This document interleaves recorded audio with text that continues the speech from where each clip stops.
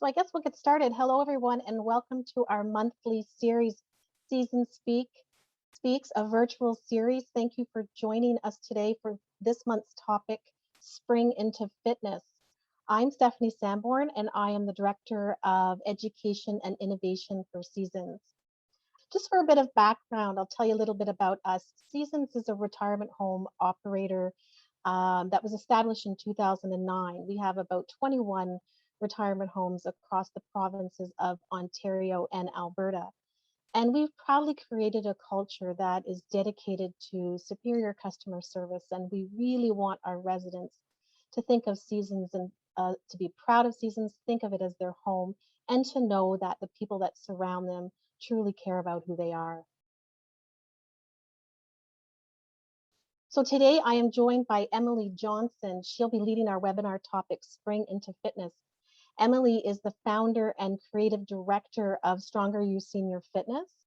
She's on a mission to innovate and elevate senior fitness by empowering our recreation and fitness and wellness professionals and senior serving organizations to deliver exceptional senior fitness programs and falls prevention programming.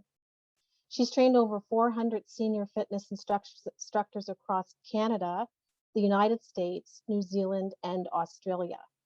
And as of October 2020, Seasons adopted the StrongerU fitness program because we want to empower our teams to offer exceptional fitness experiences for our residents so that they'll stay physically strong, socially connected, and intellectually sharp. So today we're going to explore the importance of and health benefits of staying fit at every age and every stage, along with the ways to start and stay active during our pandemic. Hi, everyone. As Stephanie said, I'm Emily Johnson, founder and creative director of StrongerU Senior Fitness. And throughout today's presentation, whether you are a new exerciser or you want to be a new exerciser or you're a current exerciser, we're going to review the best ways to get started, or we're going to self-review what you're currently doing to see if we have any opportunities to make those practices even better. So we're going to start by talking about inactivity and some statistics around inactivity. Then I'm going to walk you through Canada's physical activity guidelines, and then we'll end with an action plan and tips to ensure that when you leave this webinar, you're able to action on what you've learned today. Before we get into the good stuff, I do want to start with a disclaimer. So even though physical fitness, getting active, has a whole host of amazing benefits, which we're going to talk about today, there are some risks with starting or changing your physical activity regimen. So I do recommend that everyone talks to their doctor or another healthcare provider prior to making any changes or starting a new physical activity regimen. Those individuals that you seek advice from are definitely going to be happy that you're asking for some advice on how you can get started and anything that you should be looking out for, but we do just want to check in with them first. Now, I want to talk to you about aging. So a lot of times we associate aging with things like cardiovascular disease, diabetes, weight gain, and falls. But what if I told you that these things weren't due to aging, but instead they were due to inactivity? Well, it's true. Even though there's a correlation between aging and all of these things you see on the screen here, the reason is not the years themselves. It ends up being the change in our physical activity or the lack of activity as we're aging. So let me show you what I mean. I want you to think back to when you were a child. Play and activity were your entire world. We spent all of our time running around playing as a child. That is our job as a child, is to play and move and be active. And then as we grow up, we start to play a little bit less, but maybe we're starting to get involved with organized sports and other types of physical activity. As we grow up even more from there, maybe we're chasing around some kids and they're keeping us active, or we're starting to manage a household. And then those kids grow up and we typically naturally get a little more inactive. In a perfect world, we would retire from an active role or chasing after those kids, and then we would have finally the time to adopt a great physical activity regimen, but typically that's just not the case. So let me show you an example of this. 40% of older adults have arthritis. And if anyone on the call today has it, out of the group, 4 out of 10 of you are going to have some arthritis likely. And you would know that when you have arthritis, it sometimes makes it very difficult to move, let alone to want to exercise.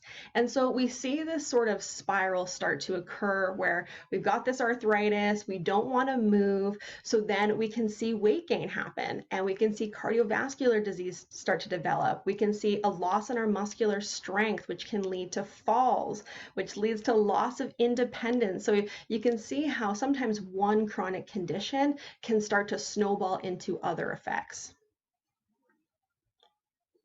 Another example is all of the things you see on the screen here. So I said 40% of older adults typically have arthritis, but 75 to 80% of older adults typically have at least one chronic condition. But there is some good news. I have got some good statistics coming your way next here. And that's the research that's been done to look on how does being physically active affects each of the conditions that you see here on the screen. So great study. I'll walk you through a few of them where individuals with arthritis are exercising 3 days per week. And they saw a 47% decrease in pain and disability after doing that sort of exercise. So even though it's sometimes hard to get going when you have arthritis, once you do, it actually helps to decrease that pain and disability. There's another study with diabetes. Individuals who exercised over a 1-year period were able to reduce the progression of their diabetes by 50%. Depression and anxiety saw a 47% decrease in the symptoms of those conditions. Individuals with dementia and Alzheimer's, we saw a 50% reduction in the progression of the disease. And heart disease, one of my favorite studies, is where we have a group. One group goes and exercises, one group gets a stent. Maybe some of you here have been talking to your doctors about getting a stent, or you have a stent. Well, the group who exercised just got on an exercise bike 3 times a week in a once weekly aerobics class. After a year, they were 88% event-free, not having a heart attack or any other cardiac events, whereas the stent was only 70% event-free. So the exercise actually made a bigger difference. So it truly shows you that it is this magical pill compared to some of our modern medicine. And of course, all of this works together to give us an overall quality of life. So we do need to get active so we can get in all of these benefits. Now, if there's one thing I want you to take away from today, it's that aging does not equal chronic disease. Inactivity equals chronic disease. And that's really good news because we don't have control over how old we're getting. We're all aging, but we do have control over our inactivity. So what we're going to do now is I'm going to give you a bit of a framework around that question of what does it mean to be physically active, moderately active, not so active. And what we want to achieve for is the Canada's Physical Activity Guidelines. So those are here on the screen. This is what you should be striving for. This is your roadmap to physical success. So we've got 150 minutes of moderate to vigorous intensity aerobic activity per week. So you can see in the photo here, we've got this woman, she's going for a walk. You want to get about 150 minutes of that heart pumping activity per week. Next, we have 2 days per week of muscle and bone strengthening for all of the major muscle groups. You can see the gentleman, he's got his weights there. He's getting a really great muscular strengthening workout.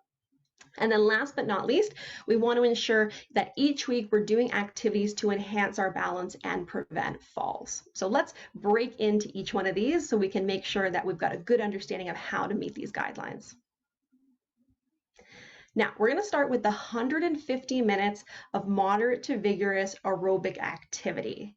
Whenever you're trying to obtain or work towards a fitness goal, I want you to think FIT, okay? So FIT is an acronym for frequency, intensity, time, and type.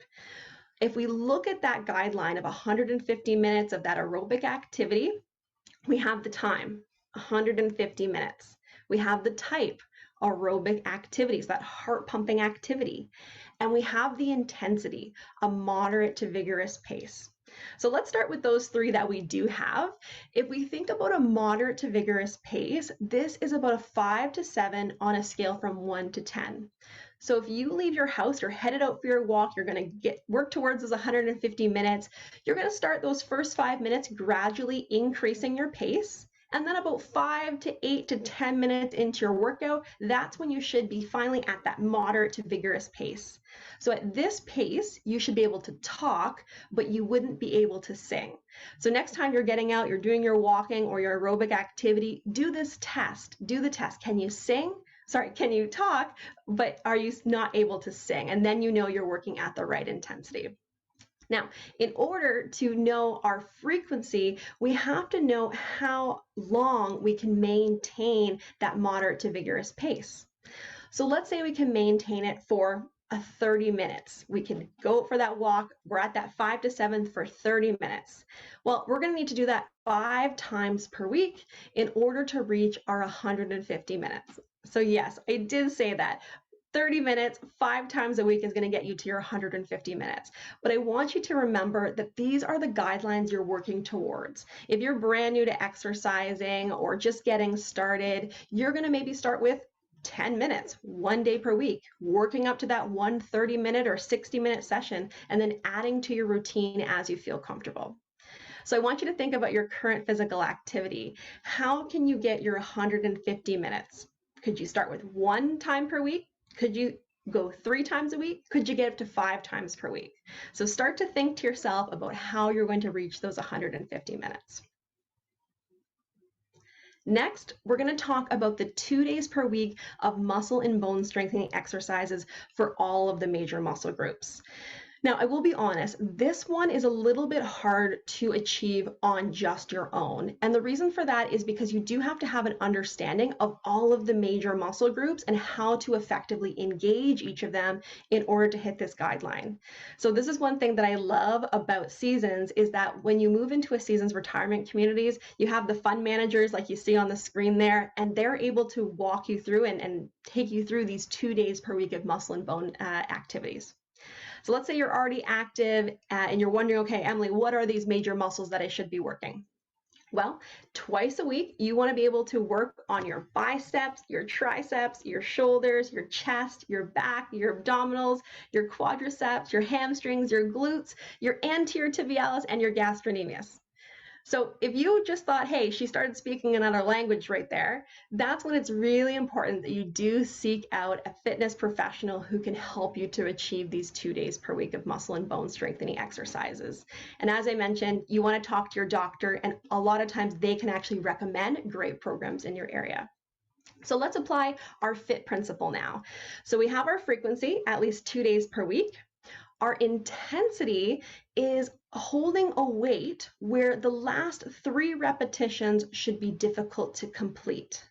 So when you go and grab those weights, maybe you have a habit of just picking up the same old weight that you've always picked up. So I encourage you, next time you go into your class, you want to think, okay, I'm at 8, 9, 10, okay? You want that last repetition to be difficult to complete.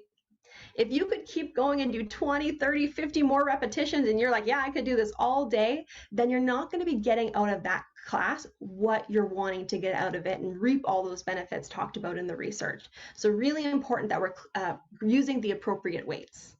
And we want to do about 8 to 12 repetitions for each of the major muscle groups.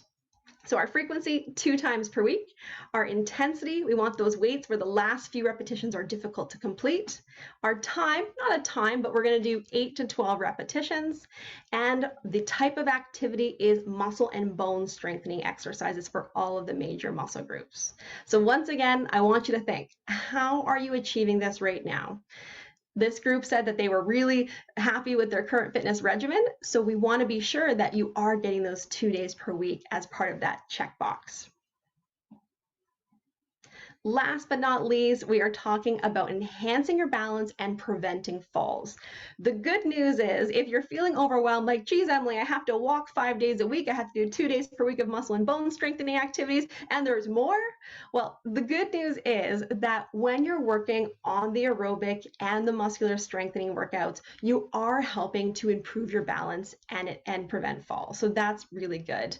And Preventing falls is really about being strong enough to interact effectively with your environment.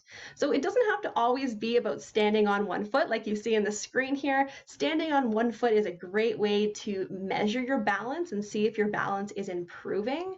But we want to do things that have us focusing on coordination and agility. So this could be things like playing bocce, could be going square dancing, it could be going out and playing with your grandkids, some cornhole or some ladder ball. All of these things help with our coordination and our ability to interact with our environment. And the reason this is important is I'm sure you've had this happen before. Part of not falling is being able to coordinate all of our muscles. So when we walk, when we're lifting our toes as we walk to ensure that we're not going to trip over a change in the floor, that's muscular strengthening, that's working on the muscles in our shins. Or when you're crossing the street, having that cardiovascular and muscular strength ability in your legs to get yourself across that street and then to navigate that step up onto the curve. Or I want you to think about going up or down an escalator, being able to navigate coming from a walking position to stepping onto that escalator. So a lot of falls prevention is having that muscular strength and having that coordination. So once again, I want you to think 3 days per week, are you working towards things that are going to help you to enhance your balance and prevent falls?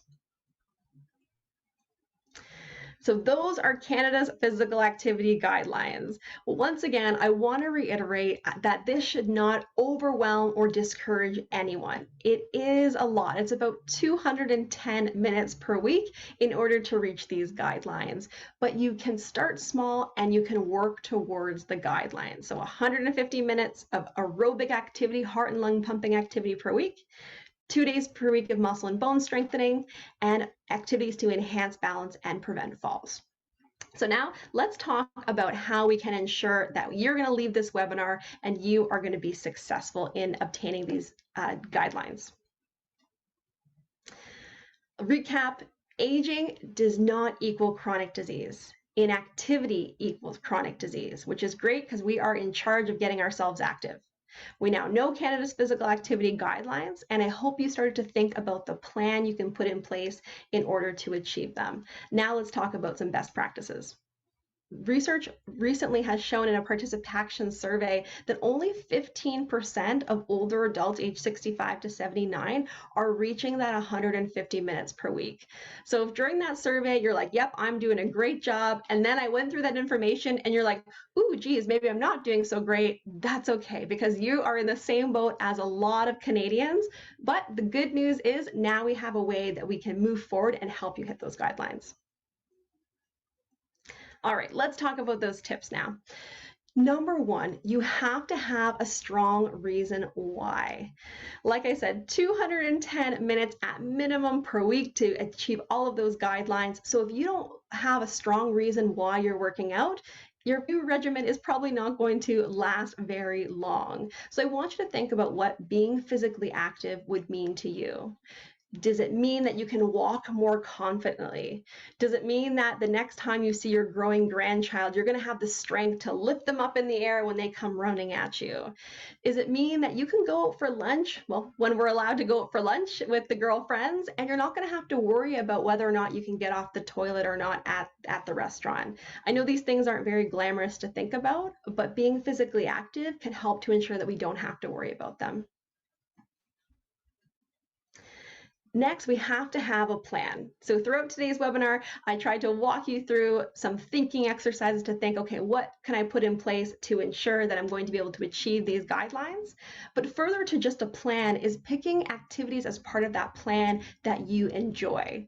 So if you're going to walk every day for 30 minutes and you soon discover that you are not a big fan of walking, maybe you find it boring, maybe it's too hot, whatever it might be, you need to pick activities that you enjoy. So maybe you need to go with a friend on that walk, or maybe you'd rather join a dancing class or something else that makes it enjoyable for you. And it is important to start slow. So I've given you a lot of different activities to think about and to plan, but just know that if you're not currently physically active, you definitely don't want to have next week packed with 210 minutes worth of physical activity. As I mentioned, talk to your doctor, tell them what you're thinking about doing, get them involved in that planning, and they can help you to start slow and to move forward. And along those same lines, once you do start, just don't quit. If you don't quit, you are going to see those health benefits that I talked about at the beginning today, and you're going to feel better overall with your entire quality of life. If you do feel like quitting, go back to the first recommendation. Go back to your reason why. What is the reason why you're becoming physically active? Make that plan again. Make sure you enjoy what's in part of the plan and keep going. Just don't quit. So thank you for joining me, everyone, today. I look forward to answering your questions, and I hope today's presentation has shown you how getting physically active can not just add more years to your life, but more life to your years. Thank you so much. Thank you so much, Emily. That was really super. It was great. And, I really like how you try to pare it down and give people a chance to understand, how do I incorporate 150 minutes into my life? And so you really identified it's important to have a startup plan, something to strive for, not do it right away. So really appreciate that. We do have some questions that have come along. So I'd like to start the next part of our session today with some live question and answer period. If you haven't done so already, please share some questions in the Q&A feature at the bottom menu bar, and then continue to submit questions as we go along. So Emily, the first question is for you. I don't know what type of fitness class I should look into. What do you recommend if I'm just starting? Yeah, definitely. So there is always something for everyone, no matter what level of fitness they are. And if you're just starting out, walking is a really easy way to get started. You can start with just 10 minutes, like I said, and you can gradually increase that time and gradually increase your walking speed and intensity. This is something that I love about Seasons Retirement Communities is they have the fund managers who you can go to that fund manager and you can say, hey, I'm looking to get active. What do you recommend? And they're going to be able to show you the classes on their calendars that are going to help you to get more active. Great, thank you. So the second question is, what kind of activities are offered through StrongerU Fitness? Yeah, great question. So we're an education company, and what we do is we work with recreation and fund managers like at Seasons and different organizations to help their staff to offer really high quality fitness programs. So we ensure that they're able to offer all of the things that we talked about today. And so we have StrongerU Cardio, where we are working those heart and lungs. We have StrongerU Strength, where we're working all of those major muscle groups. StrongerU Stretch, where we're focused on your flexibility, and StrongerU Circuit, where we're working on enhancing our balance and preventing those falls. So together, all of these programs do the work for you. They do all the planning for you to ensure that you are able to hit Canada's physical activity guidelines. Great. We have a third question here. Specifically, I'll answer it. It's about Seasons, and it's asking whether or not Seasons has gyms. And we certainly do. All of our communities have a workout room or workout area. We also have many multi-purpose areas so that we can accommodate different sizes of groups. And what we like to do is make sure that it's equipped with the right equipment, like weights. We have bikes, resistance bands. We also have exercise balls. Um, and the other thing that we have in our newer communities is we have actually indoor walking tracks at this time in a few of our homes, as well as outdoor tracks as well. And we really do encourage the sites to coordinate physical programs that are based on what the needs or the preferences are of the residents that live in that particular home. So we offer yoga in some places, Tai Chi, many different kinds of type of physical programs. And our guideline is that every home has to offer at least one a day for all seniors in our homes to participate in. And we also offer some in-suite programming where they're able to access it through their TV. So we have another question here about from Flora. Thank you for submitting that question, Flora. It's about enhanced balance and preventing falls is 3 times a week. And she has a question mark beside that.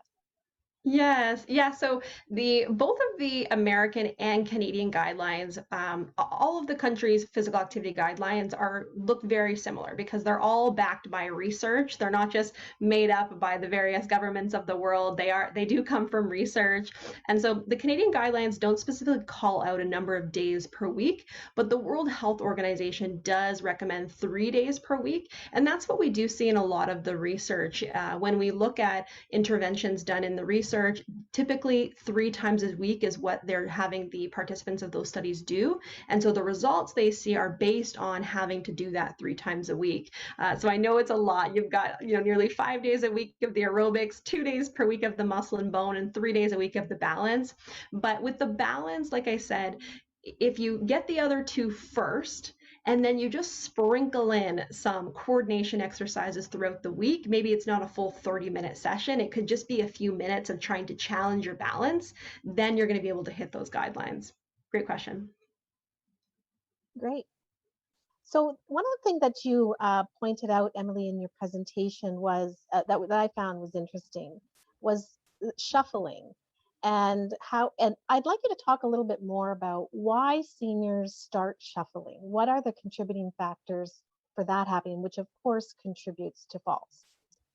Yeah, great question. So, that is one of the biggest reasons that individuals fall is we have a change in the floor and the toe, catches it and we fall. So what happens is we have these muscles that run along the front of our shins called the anterior tibialis muscles.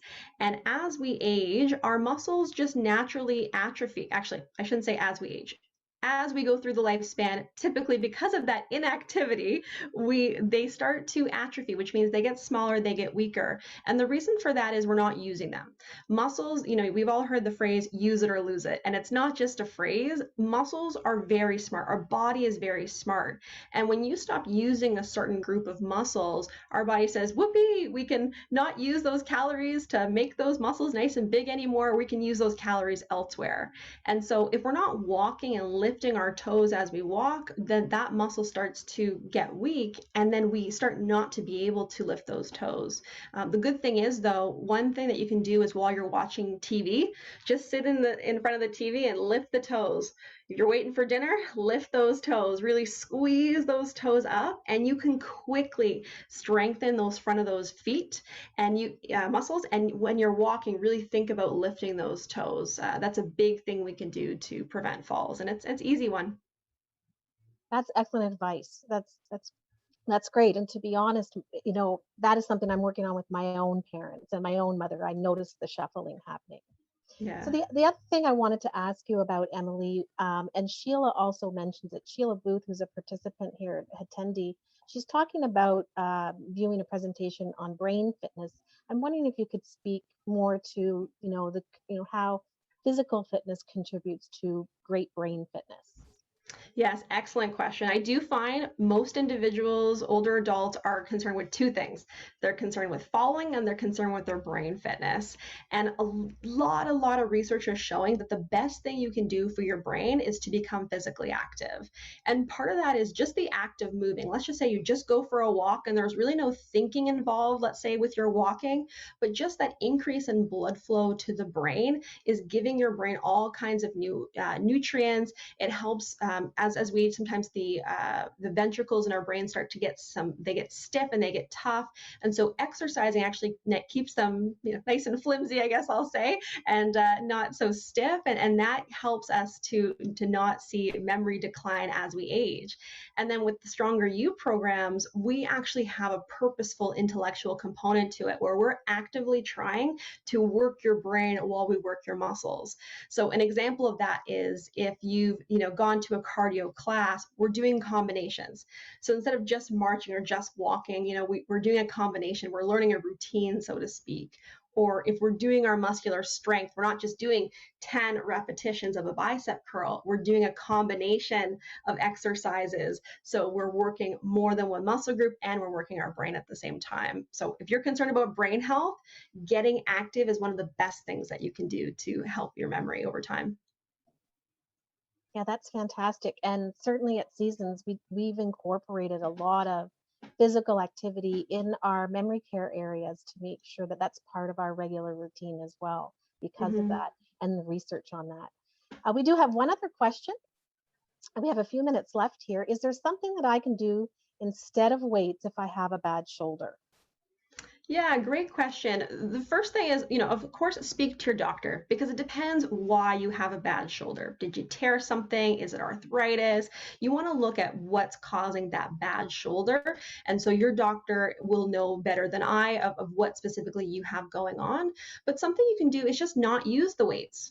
Just doing the range of motion allows you to maintain that range of motion. If we have a sore shoulder and we stop moving it, over time you won't be able to move it if you wanted to, because again, our bodies are very smart. They realize, okay, we've got no need to move this thing anymore, and so it does start to stiffen up even more. So definitely something you can do is do all the same motions you would do with the weights, but just don't use the weight. And then speak to your doctor, because it could be a matter of just going a little bit slower, using certain ranges of motion, certain movements that you can do, and then they might recommend there's certain movements that you should avoid altogether. But yeah, definitely speak to your doctor. They could even refer you to a physio who can work specifically with you to help you alleviate some of that pain. That's great. Thank you, Emily. The other thing I wanted to touch on, just because we do have a lot of our residents who live at Seasons who have, you know, hips that have been, replaced hips and things like that are prosthetics.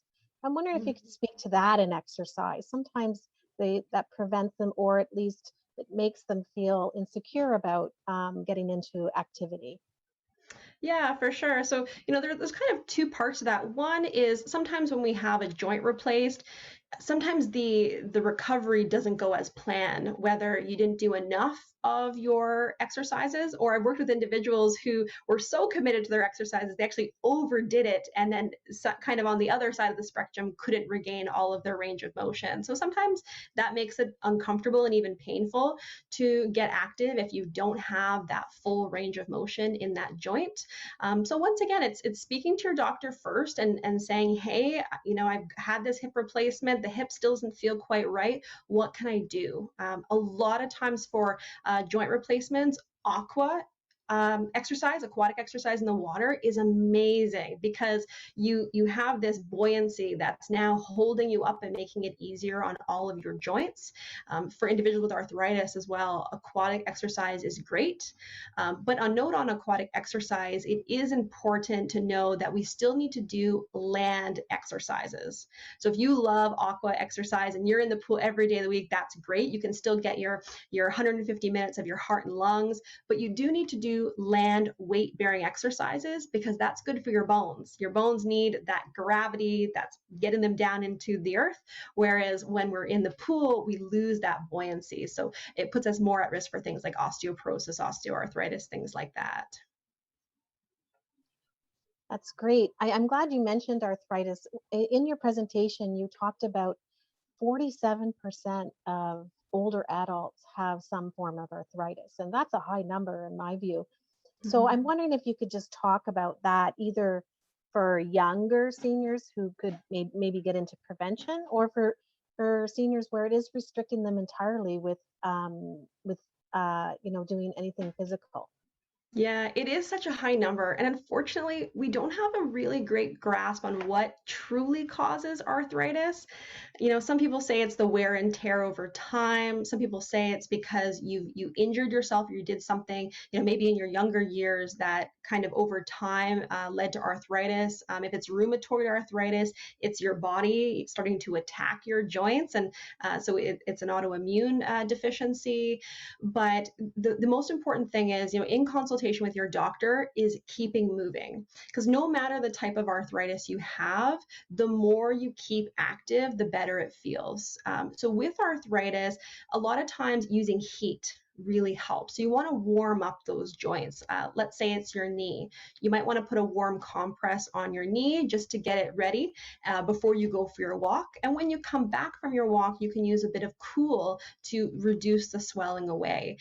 So I do encourage, I know it can be tough to get started, but once you get started in the long run, your joints really, really feel a lot better. Thank you. And the other thing you said, it may be hard to get going with arthritis, but once you get going, it helps to decrease the pain once you become active. I think Mm-hmm. that's the deterrent, right? Yeah. So we're at 1:42. We have a couple of minutes left. I just wanted to see if you could expand on just the other area of dementia. You did talk about that and the importance of physical activity. But as you know, persons living with dementia may not be able to follow instructions or something like that. So what would be some ideas or great things that you can do with persons living with dementia to encourage physical activity? Yeah, great question. With dementia and with any individual, it's about finding something that they enjoy doing. If you are a care partner or a spouse of someone with dementia, I always recommend for both of you, get walking, get active. Again, find out what they like to do. It could be a certain time of day they enjoy, it could be a certain place, it could be with certain people. It becomes even more important that the individual wants to do the exercise. Something we do with StrongerU that works quite well with individuals with dementia is it's interesting. We're always changing the combinations up. We're always doing interesting things. And so it keeps individuals' attention, whether you have dementia or not. And so that is sometimes a lot easier to maintain, whether instead of trying to have someone repeat a movement over and over again that they're really not interested in doing. Thank you. And our final question is from Sheila. And she is saying that I have osteoarthritis, and I find when I go for my walk, once I get out for about 15 minutes, it gets a lot easier. And it goes back to our conversation on arthritis. Yeah, perfect. Yeah, thank you so much for that, Sheila. See, there's evidence. We're not just Right. saying these things for the good of our health. People are living it. So that's great, Sheila, that you push through those 15 minutes. You make sure you're not in pain. We don't want to ever be in pain, but it might be stiffness, right? It might be you don't feel so great. You're walking kind of slow. You've got this stiffness, and things start to loosen up as you keep going. So stick with it. So I think we're going to end there. Thank you so much, Emily, for all of the wonderful information today and expanding on Canada's guidelines. I think it was very informative and helpful. I want to encourage everyone to come to next month's season speak in May. We hope that today's session reminded you of the importance of physical activity and keep you motivated at home to jumpstart or build your fitness routine. If you're interested in getting in touch with Seasons at all for more information or to book a tour, visit us on our website at seasonsretirement.com. Of course, you can find us on Facebook, Twitter, Instagram, and LinkedIn as well. And be sure, please, to click on the like and follow to get the latest updates on our next session in May. And we hope that we'll connect soon. Thank you so much.